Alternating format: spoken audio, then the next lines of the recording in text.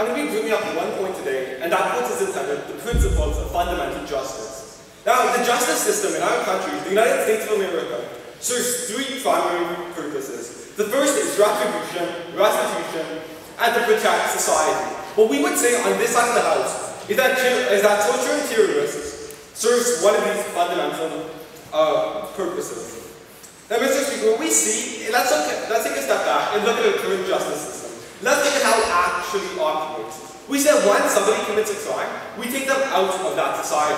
We take them out of that. Let's look at the instance of, say, somebody killing somebody else, or somebody stealing from them. We take them out of that society and we put them in prison. We see that that serves these principles of fundamental justice, because by taking them out of that society, they cannot cause acute harm to that society, because they're no longer a part of it.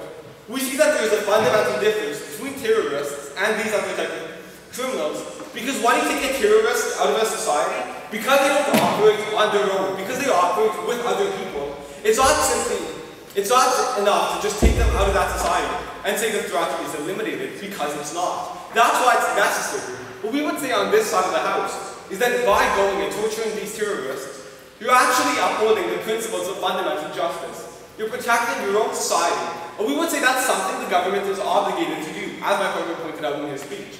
We would say that not only is that an obligation that you need to do, it's a necessary evil. It's a necessary thing that must be done to protect your own citizens. Sir.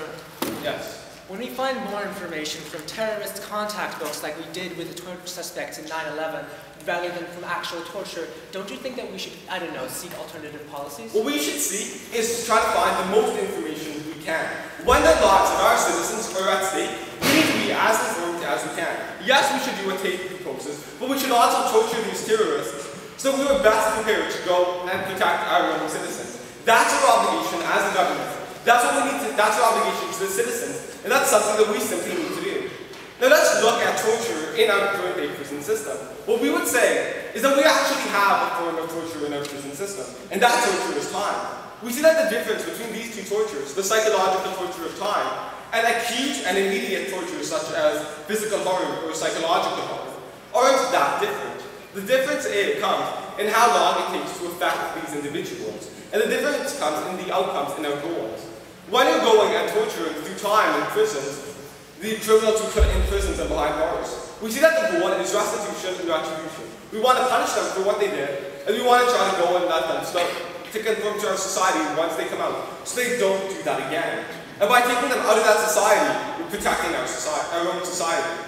With terrorist suspects, you achieve these same principles in a more acute manner. You achieve these same principles in a more immediate fashion, and by getting the knowledge that they possess, you can in fact protect your citizens, and as such, it's worthwhile doing.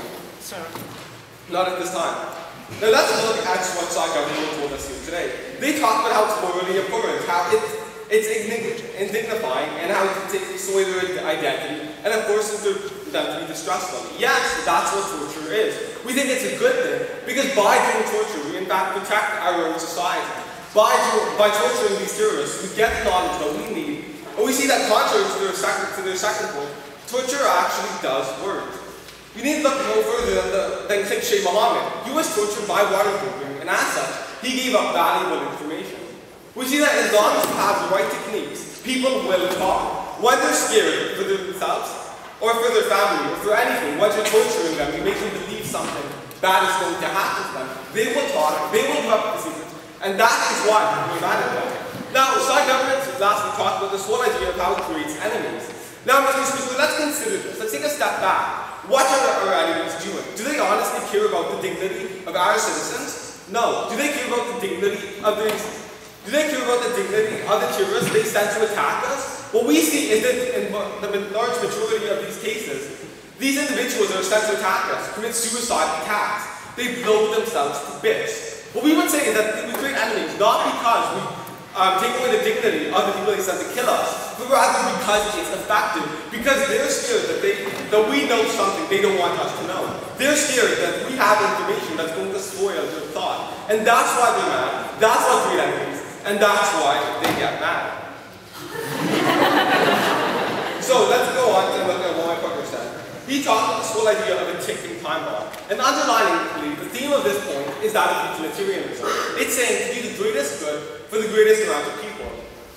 Now what side government told us is that, you know what, you can't do that because it takes away the dignity. But they didn't tell us why dignity for these terrorists is in fact so important, why we shouldn't take it away. They didn't tell us why we have an obligation to protect their dignity above the dignity of our own citizens. So really, we see that this point is just a sham. It doesn't have any substance, it doesn't have any merits, and as such, we would ask the right-side government to not expand on this and tell us why these terrorists deserve dignity, more than just saying that they're humans and everybody deserves dignity. We would say that through that logic, the greatest amount of humans deserves the greatest amount of dignity, and especially when it comes to our own citizens, and when it's our obligation to protect our own citizens, they are the ones that deserve the greatest amount of dignity.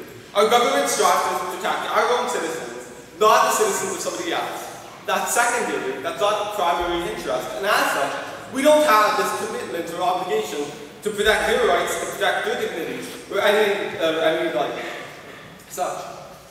Now, second of all, he talked about this whole idea of the social contract and how we write. He basically said that when terrorists operate outside of the law, when they operate to commit harm to somebody else, they're operating outside of the law. As I discussed in my first point, what we do with people who operate outside of the law is we take them out of society. We take them out of society, not simply through attribution, but so that they can't harm our society, so that they can't kill again, so that they can't steal again, and so that they can't damage our society. What we would say on this side of the house is that that's not enough with these terrorists. It's not enough to just take them out of our society and say everything's okay, the threat is gone, when that's not the case. When you're dealing with a bomb, when you're dealing with immediate threats that need information to go to foil them, then essentially you need to take immediate action, you need to take the necessary action, and that action is torture of terrorists. Next, that not only does this whole social contract idea not apply to them, but fundamentally, the social contract applies to our own citizens. That's what we have an obligation to, that's what we need to protect, and as such, we need to take it to whatever means necessary, to protect our own citizens. Now, what have I talked to you about here today? I talked to you about the principles of fundamental justice. Now, torture and terrorism fulfills these principles. It harms the individual, that's retribution, and it protects our society. We think that achieving 2 out of 3 fundamental principles is a good trait.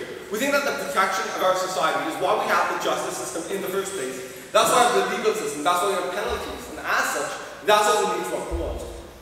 Next, I'll repeat what Sykes Everett said. And lastly, I read my partner's case. I told you that utilitarianism can be calculated, that we have our obligation to our own citizens above the obligation, if any, that we owe to other people's citizens, especially terrorists, and as such, we stand proud to propose.